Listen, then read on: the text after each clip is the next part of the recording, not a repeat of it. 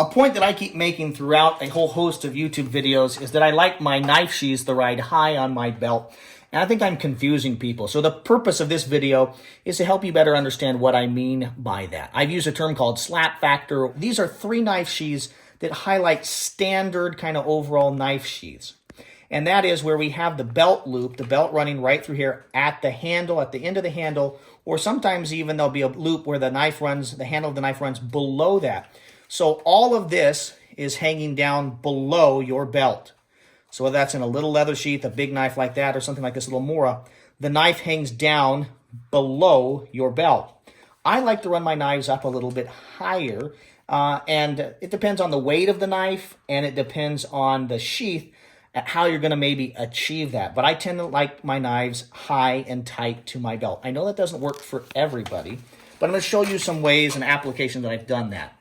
First, a knife that comes from the factory with a sheath that enables you to do this is the buck knives. Across the board, they're new knife sheaths that come on their knives. By and large, particularly in these kind of what I'm going to call legacy style knives, so the Buck 119, Buck 17, Buck 102 Woodsman, they have these knife sheaths, and you can see here, your belt is running here, and you have most of the handle above your belt. This means it rides higher up, and you're less likely to brush branches and things. And the slap factor here is defined for me as you walk, this is slapping against your leg. You almost need a strap. And indeed, some companies provide a strap so you can tie that to your leg, kind of like a thigh rig for a pistol. Hold it down so it doesn't move so much. Well, one way to fix that is just raise where you're attaching the sheath to your belt. And so Buck Knives does that beautifully here. This is a Buck 117, and it's a relatively nice-sized knife. It fits my hand really well. But the belt sheath is just set up to be really comfortable. I can sit in a car with this on my belt, or I can sit in chairs or different things for long periods of times and not have this crowding, pushing up on my belt, messing with my pants because of where the belt loop is on the knife sheath, right?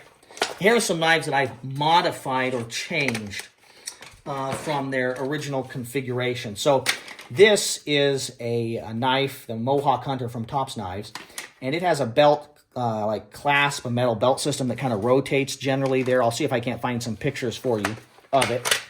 And it tends to position kind of the belt clip somewhere kind of around in here. But I modified it by adding a tech lock to it. And so this tech lock's kind of scooped out, if you can see that, so it rides really nice on your hip. And this rides quite high and tight. Again, see, traditional leather sheath, like on a K-bar or other companies' knife sheaths, would be somewhere around here. You'd have a lot of movement.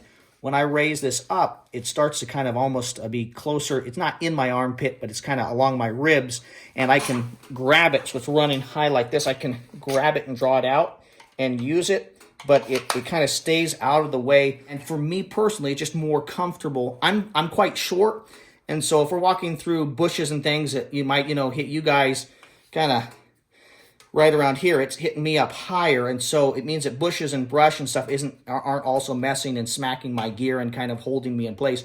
Also, fording streams, think fly fishing and things like that. If you don't have your waders on yet, having my gear and equipment up higher like this means that it doesn't get wet, or it's less likely to get wet if I can go through a stream that's kind of up to my, not my waist, but past my knees, okay? So that's what I'm trying to achieve there. I've done a similar thing here with this SE6. I just took their standard sheath, attached a tech lock to it. I didn't have to drill any additional holes, and I'm running it that same way. This is about the overall weight. I can't remember, but I think this is around 16, 17 ounces. I wouldn't want a knife to be much heavier with this system that I'm running. It also matters what kind of belt you're running. I'm running quite a thick kind of gun belt from Galco. If you're kind of running a little thin webbing belt, this isn't going to work as well. So it's kind of a belt sheath knife system that makes this work.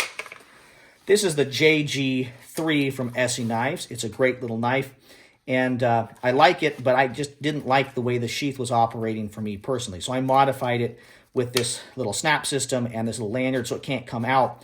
But I also stitched it here to raise it up just a little bit. And again, by doing that, it just makes it a lot more comfortable to have this knife on my belt when I'm seated in a vehicle, when I'm seated in a couch or a chair, eating, doing things like that. I don't have to take this off, or it doesn't push and make me uncomfortable. So that's what I'm talking about when I'm talking about having a knife in its sheath right higher up on my belt rather than lower. That's what I'm talking about when I'm talking about slap factor, kind of the center of movement on a sheath. So I hope that was helpful. Thank you very much for your views and your subscriptions. You're looking at select little pictures and video clips of a host of fixed blade sheath knives that I have produced video reviews on or am currently in the process of editing to produce video reviews on. So you're looking at fixed blade knives, sheath knives. And if you've watched this last video and found it useful, interesting, or entertaining, then you like fixed blade knives. So subscribe to the Gear Tester channel. Make sure to hit the notification bell and accept all notifications so you'll be alerted when I release other quality video reviews on excellent gear and equipment. If you enjoyed this video, please take a moment to hit the like button. That keeps me motivated and increases the likelihood that other people will see this video. Thank you very much for your views and your subscriptions. This is the Gear Tester, signing off.